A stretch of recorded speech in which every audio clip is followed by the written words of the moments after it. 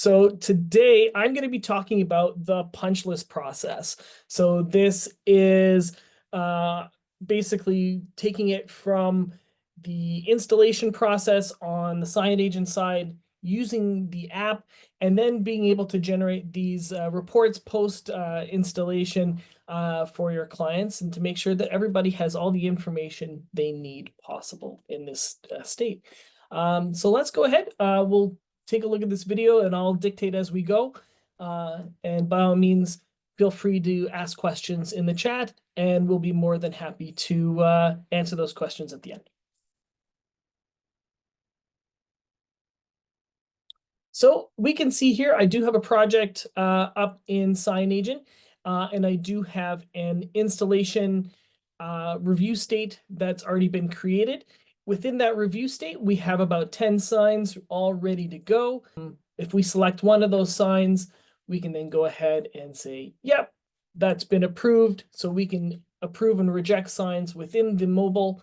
And if we reject a sign, the nice thing about SignAgent is every single time you reject a sign, whether it's on the app or within the web platform, you have to leave a notation, which is kind of nice. So that allows us any given time, if there's something wrong, you always will know what goes wrong with the installation or any kind of review process within SignAgent as well.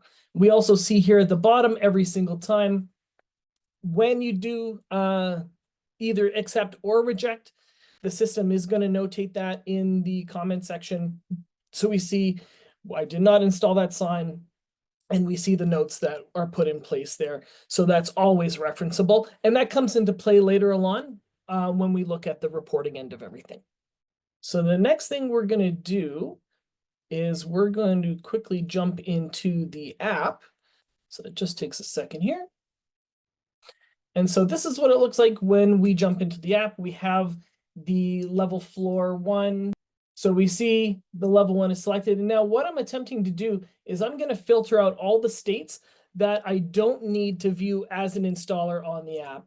So I'm leaving the installation state active because that's what we're working in. And that's all the signs that we want to see.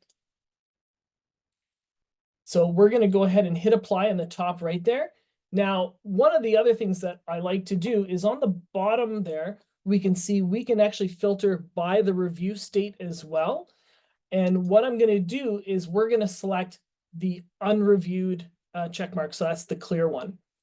So what we see here now is when we pull up the list of the signs that we're about to review, we're only going to be showing the unreviewed signs. And this is kind of very beneficial once we get going, and you can see why in just a moment.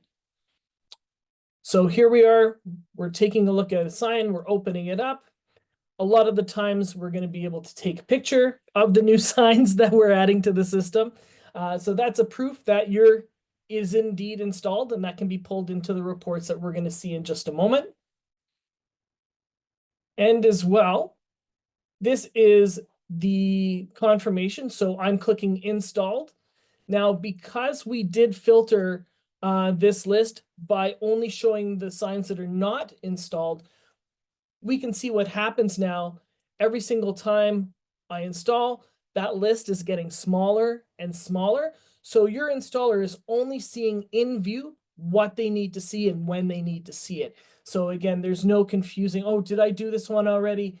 And so you can see exactly what you need. So now jumping back into SignAgent, we have the installation complete. We've had some rejected signs. We've had some accepted signs. And now we're going to have to generate a punch list report for our client to show what happened and all that. So what we're going to do is we're going to hop into the Manage Documents section within SignAgent. And we do see here that I already have a couple templates all ready to go. If you click on the new document from template, that's going to open up a dropdown, and you can see the punch list template default. So that's a template anybody has not even generated one of these reports before can access. And you can actually generate a punch list from scratch and then add all the information that you want to. Now, I'm only going to access one of the reports we've already generated. So we can jump into there real quick. And we can see here, you can go ahead and rename that report to anything that you want. I always like to have my punch lists in a landscape view. You can change that to portrait or landscape, depending on how, usually how the actual signs or photographs show up in the report. Sometimes it's easier to have one way or the other. Now we see here, this is the body of the report. And we're going to see a bunch of different little codes that's going to be pulling information from SignAgent into this report. And thankfully, this is very, very customizable. So we can see here, we see artwork, we see photos, we see details. But one thing I don't see on the details end is we may want to have comments in there. So if the installer left specific comments, we may want to see that here. So I'm just inputting the comments code. And then when we generate that report, those comments are going to be pulled into that report and can be visible. And then we've gone ahead and saved that. Now, this is a list that we have on our knowledge base available online, accessible through SignAgent at any time. And this shows an example of all the different types of codes that we have to be able to pull into these reports. So again, in terms of the audit trail, we have a lot to be able to do that. Now, for us to be able to export this, it's very, very simple. We're going into the exports feature. We're going to the PDF document section. We're checking that off. And we have that says new webinar punch list. So that's the punch list we're pulling. If you've named your list a little bit differently, you would just enter the name of the report that you want. And then we're hitting export, and that's going to generate a PDF of the report that we've just done. So this is an example here of one I did before, but let me actually pull up a better example here. So just let me switch over to Adobe Acrobat. So now we see here, we can see status of the actual report. So yes, that has been installed. We see the check. If we've taken photographs, we see the photograph that was taken. Yes, it's been installed. So again, it makes a very comprehensive and very easy to read punch list report for yourself internally and as well for your clients. And that is the punch list process, and we'll hand it over to Alex. Awesome. Thanks, Jeff. All right. So I'm just going to share my screen here. And what I'm going to start off by talking about is the number field. So this is for people who specifically are not using the auto numbering feature when creating signs. So up until recently, what would happen would be you would create a sign, and if you wanted to give it a custom like sign ID number, like the 81 that we're seeing right here, that would be typed in manually. And then we'd also, when we create this, have to type that information in manually a second time. So let's create a sign and see kind of what this works like. We're going to just create it with some default information and the number 123. Now, if this corresponds to our room number that we use, we also would have to come down to this room number section and we'd have to retype that information in. Now, obviously this isn't ideal because it takes twice as long, but it also really opens up the chance for human error here. If we have, our numbers change, we may not catch that we've done it in all the right places. You have to actually open up the sign to see it. And so there's some confusion that can be caused by this, especially when you're managing thousands of signs. This takes a lot of time. So instead, let's open up the template and we'll edit the sign type here. And I'm going to actually just use the field number. Now, this is really specific. This is the one field that this will do this for, where this number will now pull that information from the detail number at the top down into this message field. So now it can be used by our artwork. So we'll see, I open up that sign, it's already got that number 123 in there. And if I go and I start trying to create another sign, and we're going to put in a different number entirely, when I save this sign, that's going to automatically populate that field. There's no double up. I actually can't edit the message field itself. I have to edit it from within the details up at the top there. And so this means that our artwork automatically updates. It's just a smoother process where there's less room for human mistakes. Okay, let's talk instead about color translations next. So this is going to be something where if we have multiple color schemes within a set of signs, this is going to make things a lot easier and also a lot more accurate. So if we have to make large changes, this is the way that we want to handle this. So we can see a sign that we have here, just a totem directional, where we've got this lovely spring color theme. And I actually have a field called color, where I have currently color scheme 1 and color scheme 2. And so if I change what this says, what we're going to see is that it's going to have this ripple effect where we are now going to re-render the artwork with completely different colors, more of an autumnal vibe.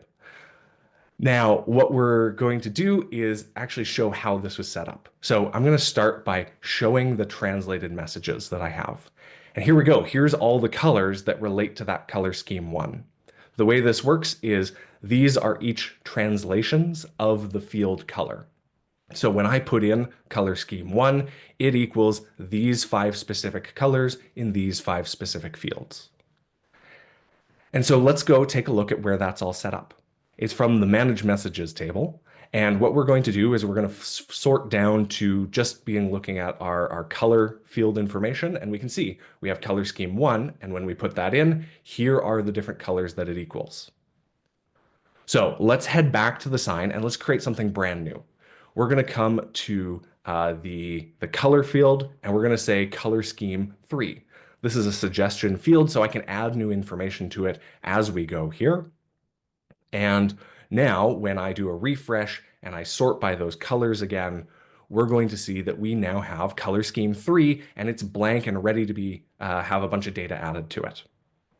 So color scheme 3 is going to equal in the header color, that color. We're just going to go through and select a bunch of these. And so what we now have is a whole new color scheme that we're putting together. And we're actually not going to put all the information in for it. Instead, we're going to go and we're going to set up a new language because each of these is a language.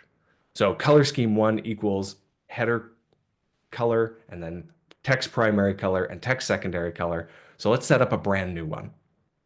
We're going to set up something that we're just going to call background color 2.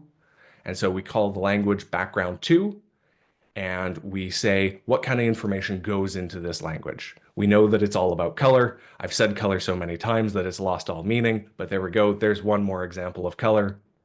And so we're going to save this language. And now anytime that I put in something into the field color, it is going to give us the option to select a background 2 color from it here. So let's go and we're going to add one of these. And that'll save automatically. And let's go back to that sign that we just created. So when we go and we take a look at that sign, we're going to see that not all of those colors came through, right? We didn't fill out everything for the scheme 3. And so we actually are going to get the defaults that were there based on the template. So there's no information for color highlight or color background. And so if we take out the color completely, we're just going to get all the defaults that come from the template. So whatever color we originally uploaded our template with, that's when it's going to show up when we have no information. It's only when we start putting in that information that it overrides the colors that we're seeing right here. And so to button everything back up, what we're going to do as a kind of a finishing touch is we're going to come down to the messages again, and we're going to hide those translations that we just set up. They're all automatic. We don't need to see them. They just take up space and it can be confusing for people having to program. So we're down to just our color field and everything should be translating smoothly. All right. So next thing that we're going to be talking about here, moving on to gem number 4, I think, is estimating. So completely different side of things. This is all financial now. So what we've got is rough budgetary tools. We are not trying to make SignAgent like the be all and end all of budgeting and financial information. We're not going to break down like labor costs versus different kinds of material costs. This is really good just for getting an estimate, especially at the beginning of a project if you're managing a large number of signs. So let's take a look at the actual nuts and bolts of this. We are looking at this same organization again. And in this case, what we're going to do is we're going to edit one of these sign types. And at the bottom there, there's a field called unit cost. And that's going to be just the cost that we associate with this sign. As I said, we don't do a further breakdown. This is pretty generic and high level. And when we do an export, there are a couple of exports that can include information about that cost. So by default, the Excel message schedule is going to include that information in its own tab.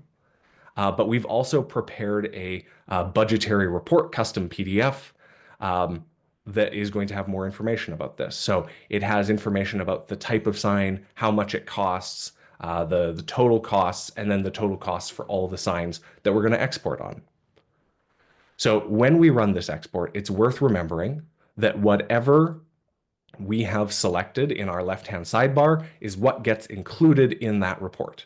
So in this case, we want to say that we have these 4 different types of signs, and they're all located on level 1, and we're going to run an export based off that, and those are the costs that we're going to get. So here's that Excel message schedule. We can see a breakdown of everything that we've got. It's all in Excel again, so it's easy to manipulate if we want to change that data around or want to do any data manipulation. And then we're also going to take a look at the custom report that we just ran, where we can put in other information, as Jeff was saying. So here we have examples of the artwork, and we also have those total costs. So let's take the total cost from this estimated project. Turns out we're okay with that. So we're going to grab all those signs, put them in a new project, and we're going to assign a budget to them. So coming back to SignAgent, we're going to create that new project. And we're going to super creatively name it new project in this case. And once that's set up, we're going to come to the little budget tab at the top, and we're going to say that that was roughly $9,000 when we ran that report. And so that's going to be the budget for this project. Now, what we're going to do is take all of those signs that we just said, hey, this is our budget for them, and we're going to move them into this project. So we're going to select all of those, and we're going to move them from the demo stadium that we have right now into this new, refurbishment project, for example. So while that's all happening behind the scenes, I'm going to show you the overview that we get now. So if I right click on a project and I click view overview, I'm now going to see, here's our budget. Here's how it's changed over time. Here's how we're tracking to it. Here's where all the sign states are. And though there's not a ton of information in here yet, here's how many signs that there are, and here's how those break down over time. So for example, we can see that we had this huge number of signs that were part of a survey, and then we actually removed a number of signs as a part of this project. We said, hey, we don't need to have these as a part of the scope. Maybe they were good as they are. Maybe they don't need to be updated, or maybe we're just getting rid of them. Either way, the number of signs actually go down, and our number of signs remain pretty constant, but we can see that we start having other states occupy more and more of that total percentage. And so as we complete the project, this completed color will slowly grow to overtake everything. Again, not a in-depth and super granular review, but really good for high project overviews, understanding what kind of financial implications this is going to have right from the get-go and quickly reporting on it. All right, let's move on to the next rock here. And I've talked a lot about custom reporting. And so let's actually do just a bit of a dive into this. This was one of the things that was the most requested in the last webinar that we did, was a little bit more information on custom reporting, specifically around some of the setup that we do. So there's a great article all on how to set up your own custom reports, but let's look live in the system, and we're going to create a brand new document here. So as Jeff said, this is from the manage document side of things. And we're going to just create a new document from the template message schedule here. So the very first thing and the most important that we're going to decide on is what data type we are reporting on. There's two options. There's signs, so individual signs, but also sign types. And the way that this breaks down is if we report on a sign type, it has to be information that applies to all of the signs of that type. So if I have specific fields, specific artwork, specific anything to do with like individual fields, I can't report on that when I'm reporting on the type of sign. I'm just looking for like budget numbers. Here's an overview of what that sign looks like rather than individual artwork, or how many of them and where are they located. Things like that are going to be what we can report on when we're looking at a type of sign as a whole. For everything else, we want to look at individual signs. So there's a bunch of formatting here, but most of the meat of a report is going to live in the page body section. And so as Jeff was saying, this is these are basically, they function like a template where they are codes that are going to say, for example, I have all messages here. That means that when I run this report for every sign, I'm going to pull in all of the messages about that sign and just show this in a grid. So let's make a couple of additions here. This works a lot like Excel. And so all I'm going to do is right click and let's put in a new column of information. So in this case, let's say that I want to have more information about my location of where these signs actually are. Now, as Jeff said, there is a large amount of information about this in our support articles. For right now, I just happen to know this is the short code for it. And so I'm going to say, I want to pull in where this sign is. Let's also add an extra column here, and we're going to pull in information about the tags. So you can tag an individual sign and still have that show up in these kinds of reports. You'll notice I'm choosing pretty simple ones to write because I happen to remember them. And so we're going to save this report, and whatever we call it, let's call it something unique. There we go, is now going to be something that is available from our PDF drop-down reports, as well as I can see a preview of here's kind of what this is going to look like when we actually do it. Now, there's only going to pull information about 5 signs. If we pulled in everything, it would take just as long to run the actual report. And so this is just designed to be a quick preview. All right, so we're going to come to this export tool, and this is where we're going to put in that custom PDF information.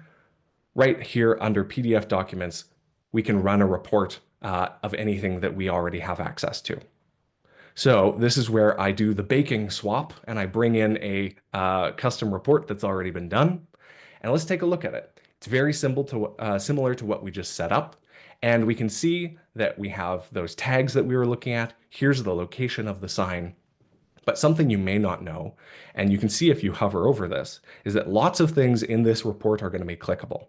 So let's say I am scrolling through, I'm doing a review outside of SignAgent because maybe my client doesn't like working with new technology, and we find that there is an error with a particular sign. I can click on that sign and it's going to take me directly to it right in the app where I can make changes to it and have all my information in one spot. The same is going to be true about locations, artwork, any photos that we take. There's a lot of clickable stuff in here that will take you right to it. In this case, floor 1 directly within the program. Now, there's a ton to talk about for this, but that's a good intro for some of the things that people may not see when they first start making their own custom reports. But again, we're happy to answer any questions at the end of this here. So we're just about done. We've got a couple more things to cover, and we're going to call this our lightning round. And so they are just little tips and tricks that are going to make your life a lot easier. So when we're looking at our manage visuals, this is a relatively newer feature. You can have a lot of visuals uploaded to an organization, and they can be hard to parse, especially if we don't have consistent naming conventions. And so what we are going to do is we're actually going to select this field, and it's going to say which of these visuals are applied to this specific field. So if I've said, and in this case, we're going to do our arrows, that these signs only work in our arrow field and we filter by that. There we go. Here's our list of arrows, and it's going to be a much more manageable list. I've got an overview of everything, and also I'm going to have an easier time spotting if I've missed information. So if we are supposed to have what would it be? A down left arrow, which isn't in here, I can spot that a lot more easily looking at this overview if we've assigned the visuals to a specific field. All right, so real quick thing number two doesn't even get a video. It's just a note from our services team that they've seen people in the field maybe not thinking of this, and it's the ability to do voice dictation during surveys or installation. So if you're working out of the app and you are trying to type in the middle of a busy hallway on an iPad screen, it's not exactly the easiest time. That's where the voice dictation tool works in SignAgent, and so it makes things a lot easier just to dictate your way through it. Might save on any spelling mistakes that we were going to make. And then the very last thing that we have here is the ability to name our exports. So if you're running just one export, it's probably fine. But if I am running an export on all of my approved signs and then all of my signs that were rejected during an install for that punch list, if I have multiple locations that I'm running simultaneously, the naming conventions can be a little tricky to work with. And so one of the things that is going to make our lives easier is giving descriptive names to the folder that we generate as a part of this export. So right at the top there, there's the report name. In this case, I'm just calling it starter, and I'm saying, here's what I'm reporting on. So there are the PDF locations, there's the message schedule, and when I run that report, whatever I gave that name is going to show up as the zipped file name to help us keep track of what we've actually put out of the system, especially when we're faced with 5 very similarly named folders. It can be a little hard to sort through. And that'll be the end of things. Those are the things that we thought could be useful for you, but I will open it up to questions that have been coming in as we've been talking here. Hi, everyone. Sorry, I'm just jumping in here. I'm Larissa. I'm also on the customer success team. We do have some questions that have come in during the webinar, which is great. We have a couple for you, Alex and Jeff, if you'd like to answer, just a couple sitting here. So we have a question specifically about the SVG field. So the question is in relation to the number field. So the question is, does the SVG field need to be called number also for it to work in the artwork? Yeah, that's a great question. And that is correct. So if we were, I believe that was under room number here.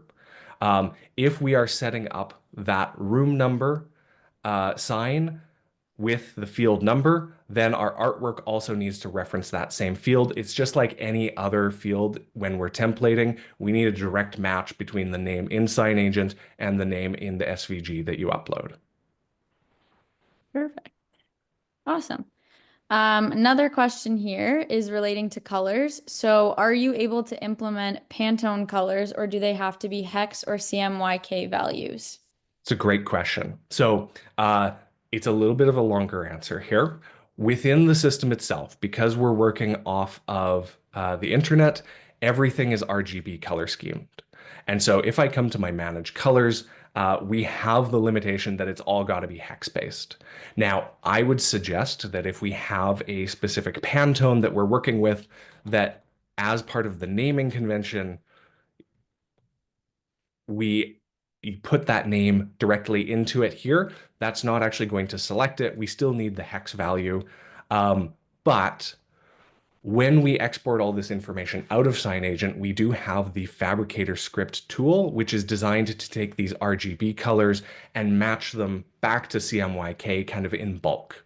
So when we're doing that switch, if you have a color library already set up in Illustrator, we can match to exactly that so that we are not relying on Illustrator's understanding of how we should move from, Pantone to RGB and then back. Things can get a little shifted. And so we've got that already pre-baked into the tool to make that easy to do in bulk and have good quality artwork that's going to be print ready.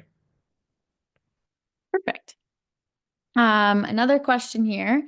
If you have a specific budget and want to track that on a project, so as you add signage and it shows what you have left on that budget, where is this information? Where can you apply this information within the system?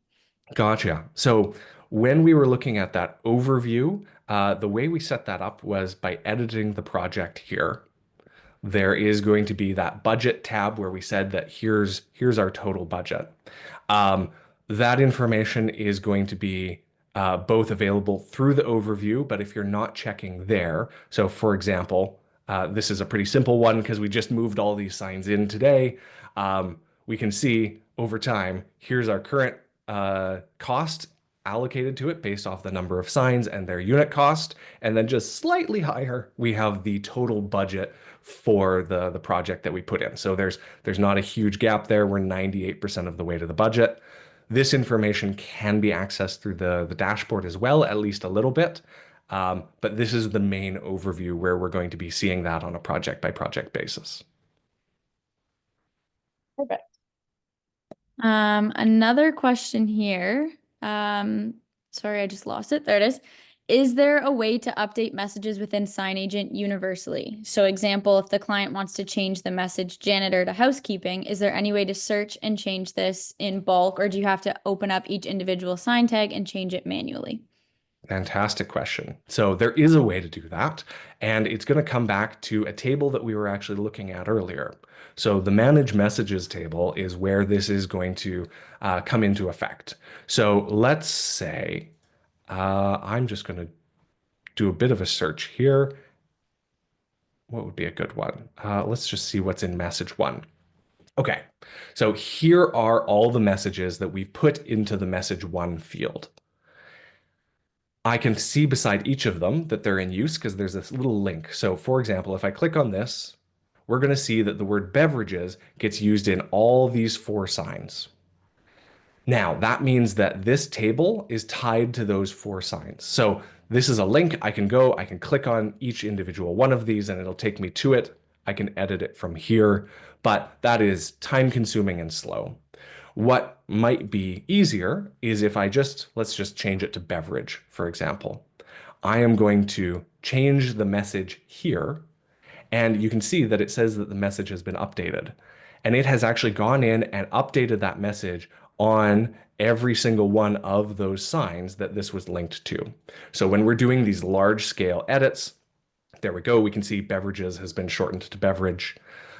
When we're doing these large scale edits, this is a really powerful tool for that. It is also great for seeing if we've used maybe the same message, but slightly different. So if, for example, I go back and let's talk about that, I'm going to just find one other sign here. And we are going to change it from beverage to beverages on this one. We now have a slightly different message between these 4 signs.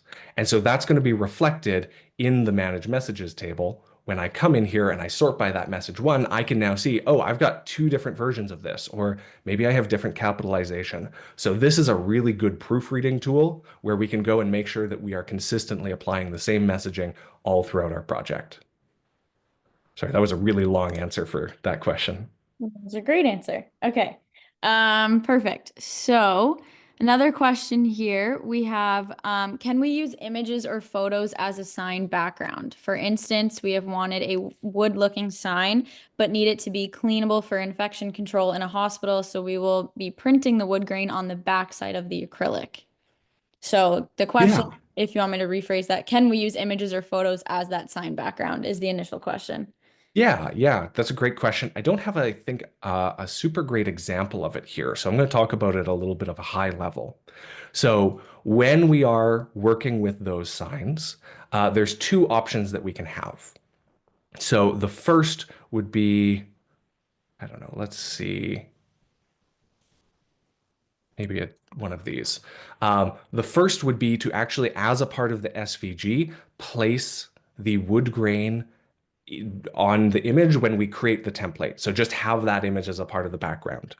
Now, it is worth noting that SVGs are based on math, and the math for trying to draw a wood grain is complicated. So it's going to balloon our file size. There are some limits around the total background size and resolution that we can actually apply that to, but we can have that as a part of our basic sign. We have that as the background. We upload the sign type. It's now available on every sign. It just draws it in. The other way that we can do that is, let's say that we have a wood grain that needs to change, or I've seen it where in certain wings we might have like a tropical background, and in another we might have like a streetscape. That is where the use of visuals come in. So we would create a field called like background, which is a visual field. And so that means that we can now drop images in. And so we would basically just draw that whole field as our very lowest layer in our template. And whatever we put in here, it could be a visual of that, that wood grain, that beach scene is now available to be dropped in as that background, and we can render them individually, depending on what we need for those signs. So that might be something we have to follow up on with some actual examples, because that doesn't have a lot of detail there. Awesome. Okay, another question here, circling back to the numbers field. So when setting up the numbers field, do we add a custom field labeled number within the manage field option, and then the field will automatically take on that sign number? So the question is, do we add that custom field labeled number within the manage fields option? How to set that up? Yep, absolutely. That's totally correct. So when we are managing our fields, we would, in this case, I already have one, but we would create a brand new one. And as long as that field is named number, it's going to pull that information across. So generally, because of formatting, we want that to be message related because we're using it directly in the artwork. We also want it to be short text because that mirrors when we actually look at the sign here, we just have a short text here as well. And so it is creating that custom field, but based off the naming convention, it knows to pull that information from here down into the actual messaging of the sign. Correct. Another question here. So this is referring to clickable PDFs. So the question is within regards to when you have sent this clickable PDF to a client who doesn't use SignAgent, when they share that PDF with them and they click on the location, what comes up? Is it an error message or what appears for that client? Yeah, that's a great question. So if they were to go in and click on this and they don't have the permission to access it, then they are going to get a permission denied error saying that they don't have access. We can get around this for two ways. We can be sharing only the things that we've also shared with them in SignAgent is the easiest. Or conversely, we can flatten the report before we send it so that we don't have those links available. And then there's nothing to click on essentially. Awesome. Okay, we have just a few more here. So one is regarding the numbers field again. Sorry, we're jumping back to the numbers field. Yeah. In the numbers field, can it auto number for vertical numbers? Oh, that's a really good question. And the answer is unfortunately, it can't. There are some formatting limitations around this. So when we have a vertical number, I won't show this in the artwork, but let's just really quickly set this up where we have a vertical number field.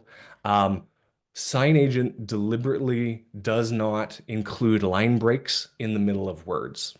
And so let's set this up with a long text. There we go. So because we've made that decision not to randomly break words on people, it means that if we have a vertical number, we have to manually say that here are the line breaks where we want them to be. And so that information is not going to come through automatically from a number field. That's still something that we have to assign to it in order for it to know that it is okay going from one line to the next. Great. Okay, we have another question here. If the number on the sign changes, but the location number has to stay the same, can it manually be changed, or do they have to be the same number? So if we don't want that automation coming through, that is where we want a custom field that isn't using the number name. So it can either be tied together or it can be split apart. And if we want it to be split apart, that's where we would use, vertical number or room number or whatever custom field. It does mean that we have to enter this information separately. But at that point, we may as well have either the auto numbering going, or they are essentially two different pieces of information. And so it makes sense that they would be two completely separate fields at that point.